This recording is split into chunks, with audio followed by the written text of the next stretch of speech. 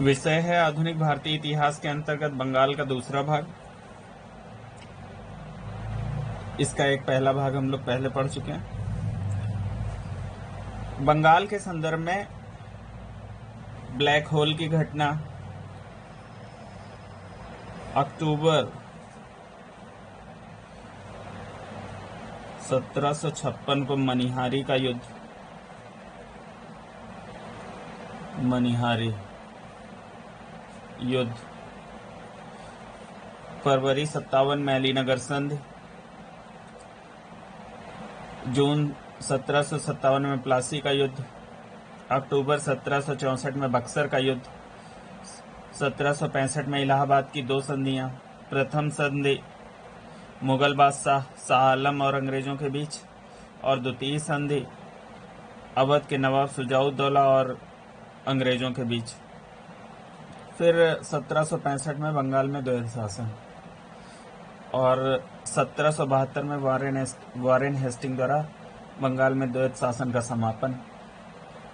ये घटनाएं क्रमिक रूप से वैकल्पिक प्रश्नों के लिए बहुत महत्वपूर्ण है। अक्सर प्रश्न यहाँ से पूछे जाते रहते हैं, तो अगर इन्हें क्रमिक रूप से देखें तो पहले ब्लैक होल की घटना, फिर अलीनगर की संधि, फिर प्लासी का युद्ध, फिर बक्सर का युद्ध, फिर इलाहाबाद की प्रथम संधि मुगल बादशाह के साथ जो होती है, और द्वितीय संधि अवध के नवाब शुजाउद्दौला के साथ जो होती है अंग्रेजों की। फिर बंगाल में द्वैध शासन 1765 में प्रभावी हुआ क्लाइव द्वारा, और 1772 में बंगाल में द्वैध शासन वारेन हेस्टिंग द्वारा समाप्त किया गया। ये प्रमुख घटनाएं हैं जो वैकल्पिक प्रश्नों के रूप में अक्सर पूछी जाती रहती हैं। अब हम इन घटनाओं के संदर्भ में अगर बात करें तो पिछले भाग में हम लोगों ने सिराजुद्दौला से जुड़ी हुई चीजें पढ़ ली और प्लासी युद्ध तक पढ़ लिया, लेकिन एक बार देख लेते हैं कि सिराजुद्दौला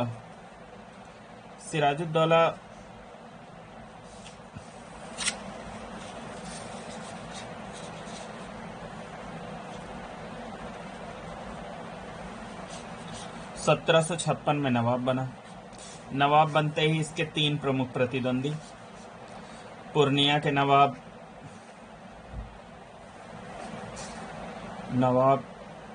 शौकत जंग,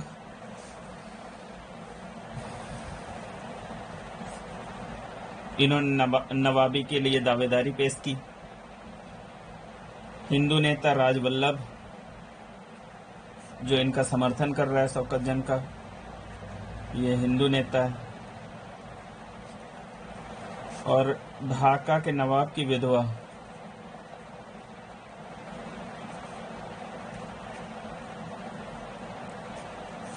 घसीटी बेगम, जो मौसी हैं सिराजुद्दौला के,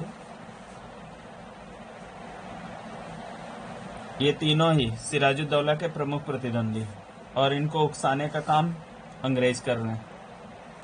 वो मौके का लाभ उठाना चाहते हैं। अंग्रेज जो है इनको उकसाने का काम कर रहे हैं, तो ये प्रमुख प्रतिद्वंदी है। सिराजुद्दौला इनके उन्मूलन के लिए अभियान प्रारंभ करता है, और 20 जून 1756 को कलकत्ता पे अधिकार कर लेता है। कलकत्ता पर अधिकार कर लेगा, यहाँ पर कलकत्ता पर अधिकार कर लेगा वो। फिर इसके बाद देखें, कलकत्ता का नाम वो अलीनगर रखता है, नवाब जो है अलीनगर। और जो अंग्रेज गवर्नर ड्रेक है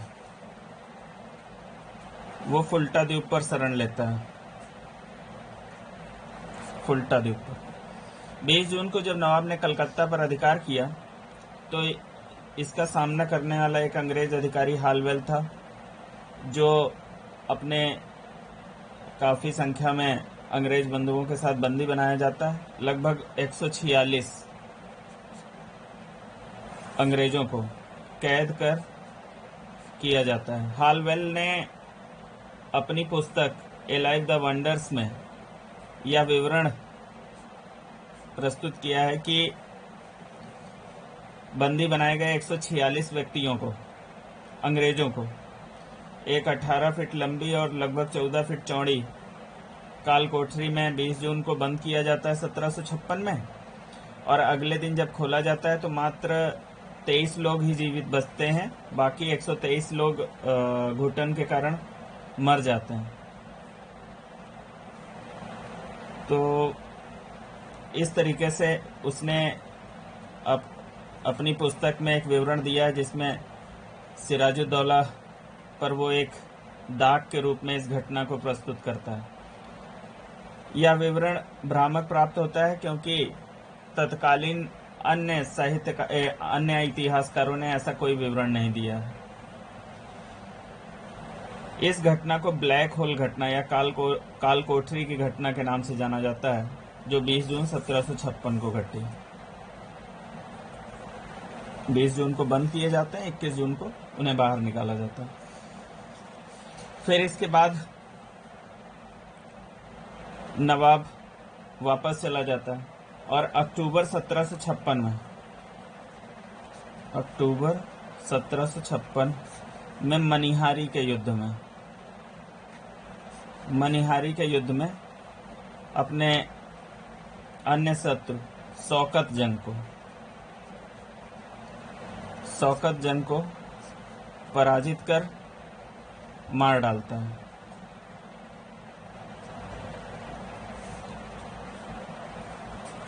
तो इस प्रकार शौकत जंग का भी उन्मूलन कर दिया।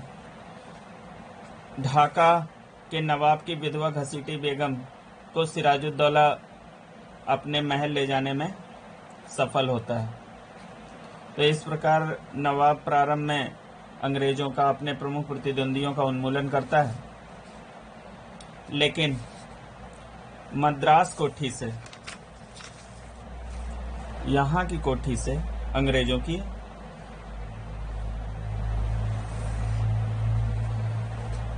सैन्य सहायता, अगर देखें तो पैदल सेना क्लाइव के नेतृत्व में और नौसेना एडमिरल वाटसन के नेतृत्व में अंग्रेजों की सहायता के लिए कलकत्ता आती है। और क्लाइव कूटनीति पूर्वक कलकत्ता पर कब्जा करने में सफल हो जाता है। उसके बाद वह सिराजुद्दौला पर दबाव बनाता है और फरवरी 1757 में अलीनगर की संधि होती है नवाब सिराजुद्दौला और अंग्रेजों के बीच में। ये हम लोगों ने पढ़ा था। फिर उसके बाद क्लाइव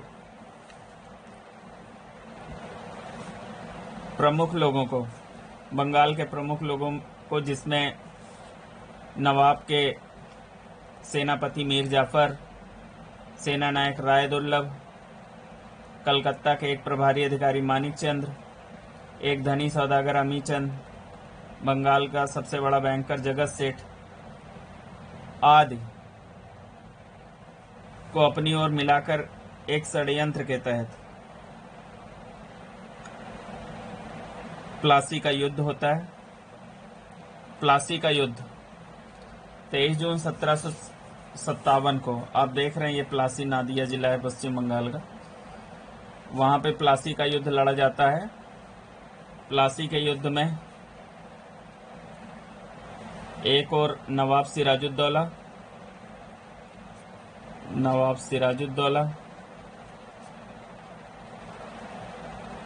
दूसरी तरफ क्लाइव के नेतृत्व में अंग्रेज।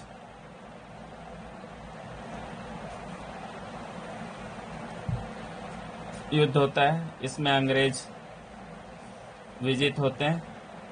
नवाब युद्ध भूमि से चला जाता है और बाद में मीर जाफर का पुत्र मीरन नवाब की हत्या करवा देता है। मीरन ने मोहम्मद बेग के द्वारा नवाब की हत्या करवा दी और षड्यंत्र के तहत जो समझौता हुआ था उसके तहत अंग्रेज जो है मीर जाफर को बंगाल का नवाब घोषित कर देते हैं। 1757 में मीर जाफर बंगाल का नवाब बनता है। 1757 से 1760 तक वह बंगाल का नवाब रहता है। मीर जाफर में शासन करने की क्षमता नहीं थी। मीर जाफर में शासन करने की क्षमता नहीं थी। अंग्रेज उससे निरंतर धन वसूलते रहे। धीरे धीरे करके आर्थिक अवस्था बंगाल की शोचनीय हो गई और बंगाल की शासन व्यवस्था बिल्कुल बिगड़ गई, जिसका उत्तरदायी नवाब को ठहराया गया। इसी बीच क्लाइव फरवरी 1760 में इंग्लैंड वापस चला जाता है और उसके स्थान पर कार्यवाहक गवर्नर हालवेल बनता है। हालवेल ने मीर जाफर को गद्दी से हटाने का एक प्रस्ताव रखा, जिसे अगले स्थायी गवर्नर वेंस्टार्ट ने स्वीकार कर लिया और मीर कासिम से समझौता कर मीर जाफर को हटाकर मीर कासिम को 1760 में बंगाल का नवाब बना दिया। इस प्रकार मीर कासिम बंगाल का नवाब बनता है। मीर कासिम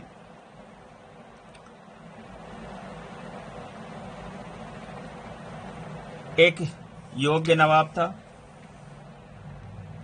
उसने सेना का पुनर्गठन किया। मीर कासिम ने सेना का पुनर्गठन किया। मीर कासिम जो है सेना का पुनर्गठन करता है।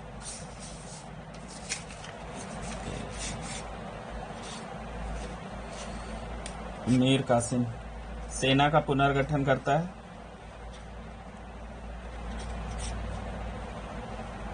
सैनिक प्रशिक्षण के लिए यूरोपीय अधिकारियों की नियुक्ति करता है। सैनिक प्रशिक्षण की व्यवस्था करता है।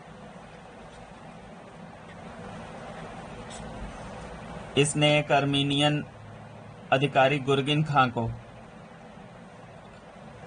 प्रशिक्षण के लिए अपनी सेना में भर्ती किया।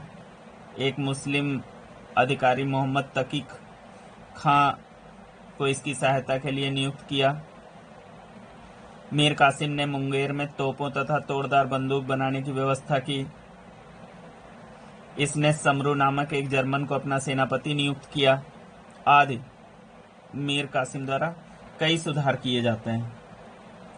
मीर कासिम अंग्रेजों के संघर्ष से बचने के लिए अपनी राजधानी को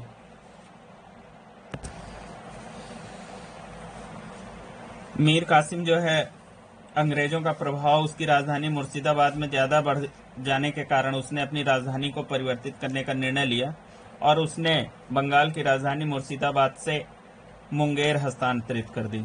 आप देख सकते हैं ये मुंगेर है, मुंगेर स्थानांतरित कर दी।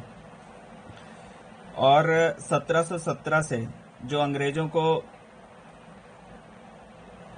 व्यापारिक छूटें मिली हुई थी, जिसके तहत उन्हें मुफ्त व्यापार की अनुमति थी बंगाल, बिहार, उड़ीसा में, जिसका वो दुरुपयोग कर रहे थे।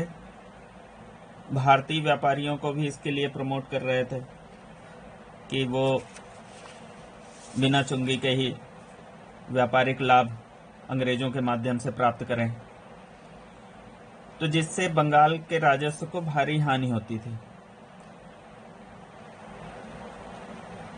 और बहुसंख्यक भारतीय व्यापारी इसका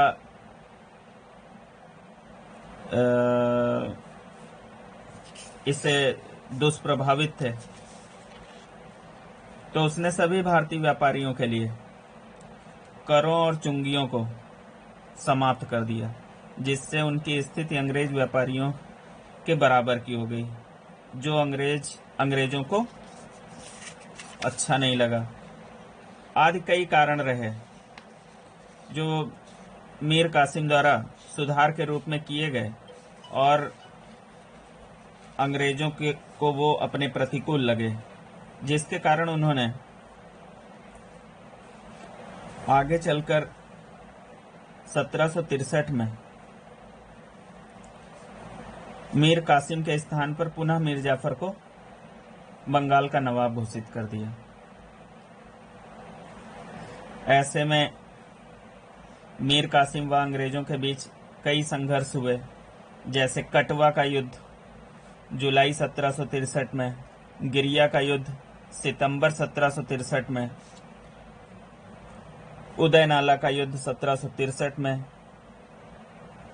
इन सभी युद्धों में मीर कासिम पराजित हुआ अंग्रेजों से और उसने अवध के नवाब शुजाउद्दौला के पास जाकर शरण ली। इसके बाद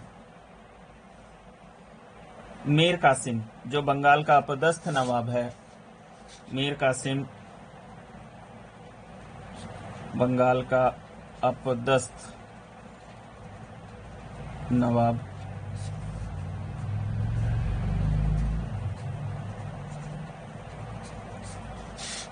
उसने अवध के नवाब शुजाउद्दौला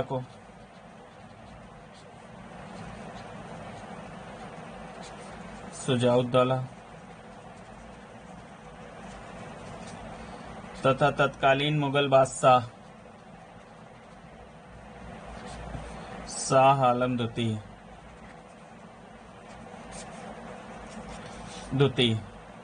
को मिलाकर एक संघ बनाया और यह संघ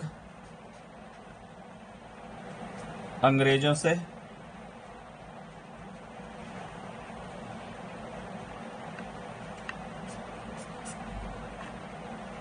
मिलकर युद्ध लड़ा।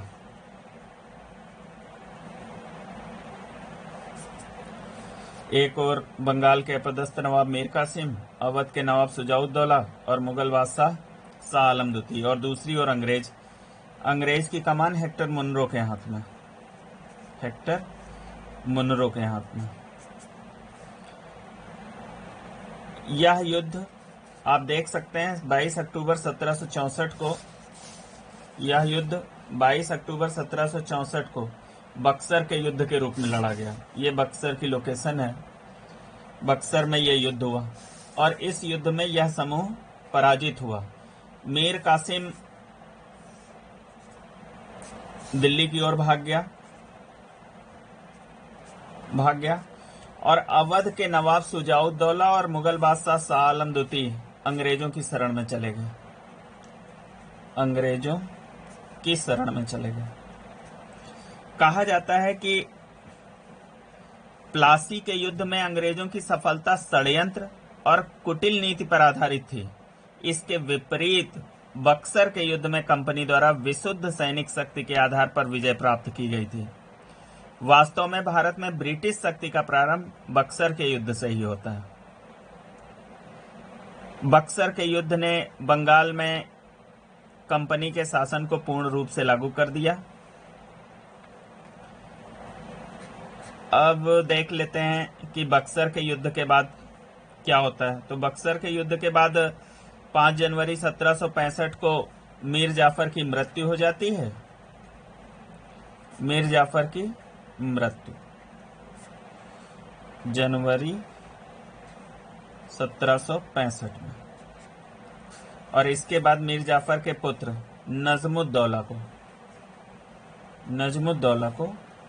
नजमुद्दौला अंग्रेजों के संरक्षण में बंगाल का नवाब बनता है।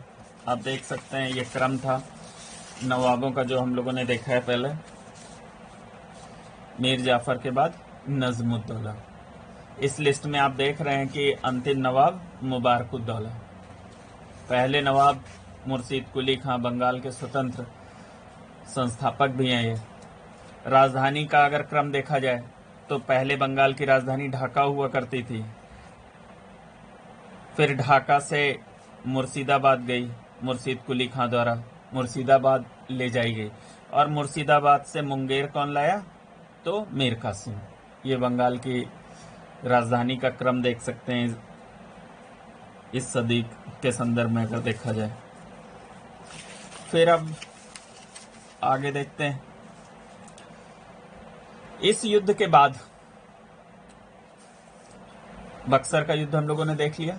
पहले हम लोगों ने ब्लैक होल की घटना देखी, फिर मनिहारी का युद्ध भी देखा जो नवाब और शौकत जंग के बीच लड़ा गया, जिसमें नवाब जीता, शौकत जंग की हार हुई। फिर अलीनगर की संधि अंग्रेजों और नवाब सिराजुद्दौला के बीच। फिर प्लासी का युद्ध नवाब सिराजुद्दौला और क्लाइव अंग्रेजों के बीच लड़ा गया। फिर उसके बाद हम लोगों ने बक्सर का युद्ध देखा। बक्सर के युद्ध में एक संघ है जिस संघ में बंगाल के अपदस्थ नवाब मीर कासिम, अवध के नवाब शुजाउद्दौला और मुगल बादशाह शाह आलम द्वितीय हैं, और दूसरी ओर अंग्रेजों की कमान हेक्टर मुनरो की हाथ में। इसमें अंग्रेज विजित हुए इस युद्ध में।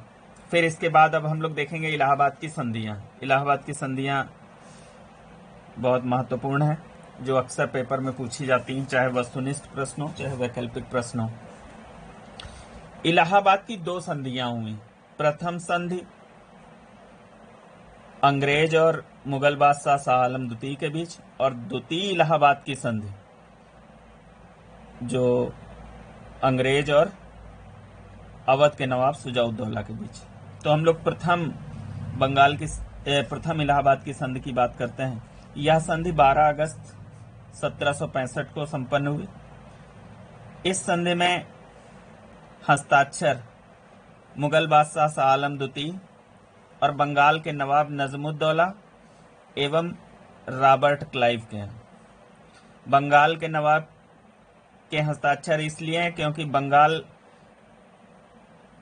के अधिकारों में कटौती हो रही है, अधिकारों का हस्तांतरण हो रहा है एक शक्ति से दूसरी शक्ति के बीच में, तो इसलिए बंगाल के नवाब के हस्ताक्षर भी हैं इस संधि में। और यह संधि मुख्यतः संपादित हुई है मुगल बादशाह शाह आलम द्वितीय और अंग्रेजों के बीच। इस संधि के अनुसार अवध के नवाब शुजाउद्दौला द्वारा अंग्रेजों को प्राप्त हुए, अभी द्वितीय संधि से मिलेंगे उनको, इलाहाबाद और कड़े के जिले, जो अंग्रेज मुगल बादशाह शाह आलम द्वितीय को देंगे। इस संधि के तहत अंग्रेजों ने मुगल बादशाह शाह आलम द्वितीय को इलाहाबाद व कड़ा के जिले दिए, और यह शाही फरमान मुगल बादशाह से प्राप्त किया कि बंगाल, बिहार और उड़ीसा की दीवानी स्थायी रूप से कंपनी को सौंपी जाती है। इस कार्य के बदले अंग्रेजों ने 26 लाख रुपया वार्षिक पेंशन देना मुगल बादशाह को स्वीकार किया। कंपनी को उत्तरी सरकार की जागीरदारी भी प्राप्त हुई। तो इलाहाबाद की संधि के तहत ये प्रमुख प्रावधान जो आपने देखे अभी। इलाहाबाद की द्वितीय संधि किसके बीच हुई है? तो अवध के नवाब शुजाउद्दौला व अंग्रेजों के बीच में, जो 16 अगस्त 1765 को संपन्न हुए। इस संधि के तहत नवाब ने कड़ा और इलाहाबाद के जिले मुगल सम्राट इलाहाबाद व कड़ा के जिले अंग्रेजों को दिए तथा क्षतिपूर्ति के लिए उसने 50 लाख रुपए कंपनी को देना स्वीकार किया तथा चुनार पर अंग्रेजों का आधिपत्य स्वीकार किया, और अवध में कंपनी को बिना चुंगी दिए व्यापार करने का अधिकार दिया आदि कुछ प्रमुख प्रावधान जो इस संधि के तहत निर्धारित किए गए। अब इसी क्रम में आगे बढ़ते हुए हम लोग देखते हैं 1765 में बंगाल में द्वैत शासन। जैसे ही कंपनी को बंगाल में इलाहाबाद की प्रथम संधि जो शाह आलम द्वितीय के साथ हुई है, उस संधि के तहत दीवानी का अधिकार मिला। कहां कहां? अंग्रेजों को दीवानी का अधिकार मिला बंगाल, बिहार और उड़ीसा में।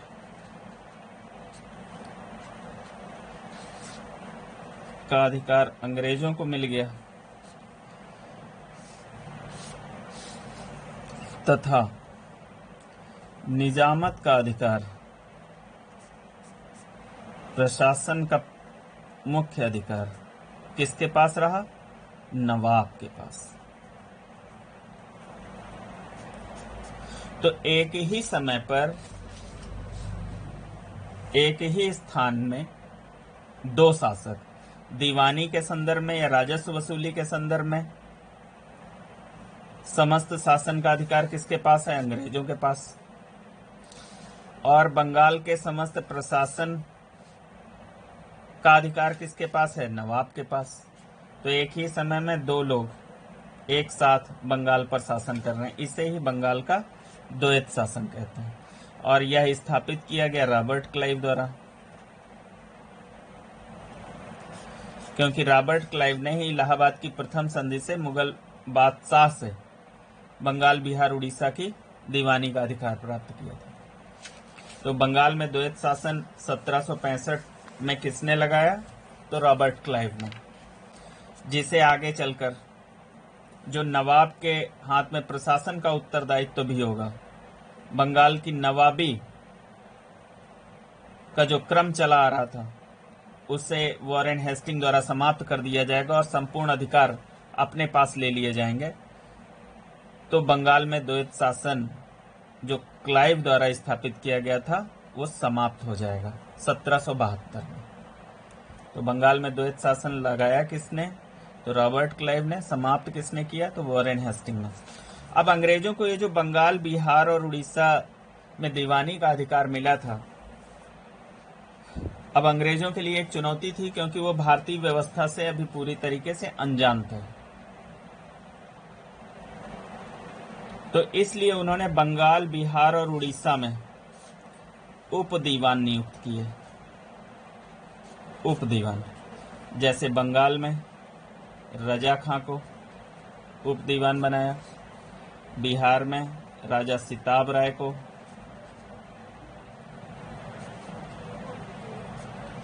उड़ीसा में दुर्लभ राय को।